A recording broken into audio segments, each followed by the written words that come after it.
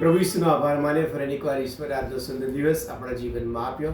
ખાસ કરીને આજનો દિવસ વેલેન્ટાઇન ડે તરીકે ઉજવવામાં આવે છે. વેલેન્ટાઇન ડે સમગ્ર વિશ્વમાં ઉજવવામાં આવે છે અને આ ઉજવવા પાછળનો હેતુ એ હોય છે કે લોકો એકબીજા પ્રત્યે પ્રેમ પ્રદર્શિત કરે છે. They are showing there love to there loved once. પણ આજે હું તમને એવા એક પ્રેમની વાત કરવા માટે જઈ રહ્યો છું કે જે પ્રેમ ઈશ્વરે સમસ્ત જગતને માટે બતાવ્યો છે અને પ્રેમ છે પ્રભુ ઈસુ ખ્રિસ્તનો.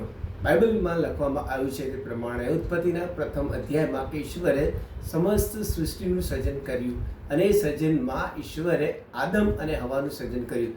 પ્રથમ મનુષ્ય, પ્રથમ man and woman, the first man and woman, આદમ અને હવા, એ બંને ઈશ્વરની પ્રતિમા પ્રમાણે ઈશ્વરે તેમનું સર્જન કર્યું અને બંને તેઓ ઈશ્વરની સાથે રહેતા હતા. પણ સમય ગયો અને શેતાને તેમના જીવનમાં આવ્યા, પ્રવેશ કર્યો અને તેમના જીવનમાં પાપ આવ્યું અને પાપને કારણે બાઇબલમાં લખવામાં આવ્યું છે કે મૃત્યુએ મરણે તેમના જીવનમાં પ્રવેશ કર્યો અને એ જ પ્રવેશને કારણે, એ મરણને કારણે, એ શ્રાપને કારણે મનુષ્ય જીવનમાં દરેક પ્રકારના શ્રાપ, દુઃખ, તકલીફ, બીમારી, મુશ્કેલીઓ આવી અને એ જતાં 2025માં આજે આપણે સમગ્ર વિશ્વને જે પરિસ્થિતિમાં જોઈ રહ્યા છે, ચારે બાજુ દુઃખ છે, તકલીફ છે, બીમારી છે, મુશ્કેલીઓ છે, સંકટો છે અને દુઃખો છે અને સૌથી અગત્યની બાબત કે મરણ એ તેમના જીવનમાં પ્રવેશ કર્યો. પણ ઈશ્વર પ્રેમ છે.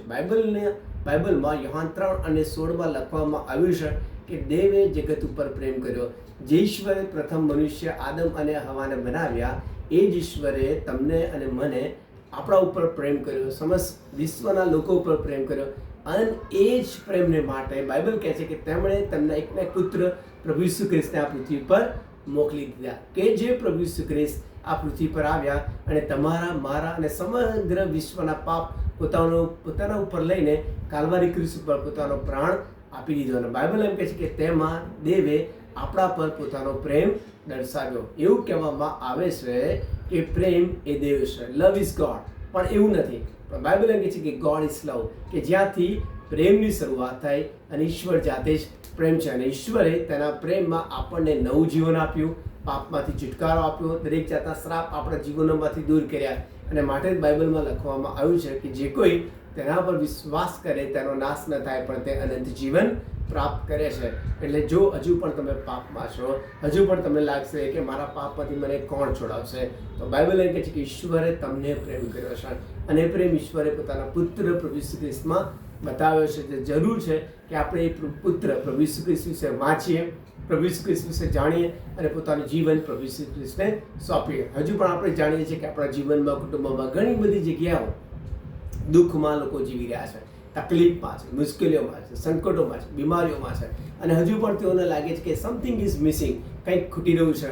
એ ઈશ્વરની શાંતિનો, ઈશ્વરના આનંદનો, ઈશ્વરના પ્રેમનો તેમને અનુભવ થતો નથી. એ ત્યારે જ થાય કે જ્યારે ઈશ્વર તમારા જીવનમાં આવે, ત્યારે જ થાય કે જ્યારે તમે તમારા પાપ પ્રભુ ઈસુ ખ્રિસ્તની આગળ કબૂલ કરો, પોતાનું જીવન પ્રભુ ઈસુ ખ્રિસ્તને સોંપો અને જે પ્રેમ ઈશ્વરે ક્રુસ ઉપર બતાવ્યો એ પ્રેમનો તમને અનુભવ થાય. જો હજુ સુધી એ પ્રેમનો તમને અનુભવ થયો નથી, હજુ સુધી એ પ્રેમ તમારા જીવનમાં અને તમારા કુટુંબમાં પ્રભુ ઈસુ ખ્રિસ્તના રૂપમાં આવ્યા નથી, તો ઈશ્વરે આજે જ સમય આપ્યો છે, આજે જ દિવસ આપ્યો છે, વેલેન્ટાઇનનો દિવસ, કે જ્યારે આપણે સાચા પ્રેમને જાણી લઈએ, પ્રભુ ઈસુ ખ્રિસ્તના પ્રેમને પારખી લઈએ અને પોતાના જીવનમાં એ પ્રેમને આપણે આમંત્રણ આપીએ. અને જ્યારે પ્રભુ ઈસુ ખ્રિસ્તને આમંત્રણ આપીશું ત્યારે બાઇબલ એમ કહે છે કે તેઓને જીવન મળે અને તે પુષ્કળ મળે અને પુષ્કળ જીવન પ્રભુ ઈસુ ખ્રિસ્ત આપણને આપશે. ગમે તેવા દુઃખ, તકલીફ, બીમારી, સંકટો હશે, પ્રભુ ઈસુ ખ્રિસ્ત એ સૌનું દૂર કરીને તમને અનંત જીવન આપશે, શાંતિ આપશે, આનંદ આપશે અને ઈશ્વરનો પ્રેમ હંમેશા તમારી સાથે રહેશે. માટે જ બાઇબલમાં લખવામાં આવ્યું છે કે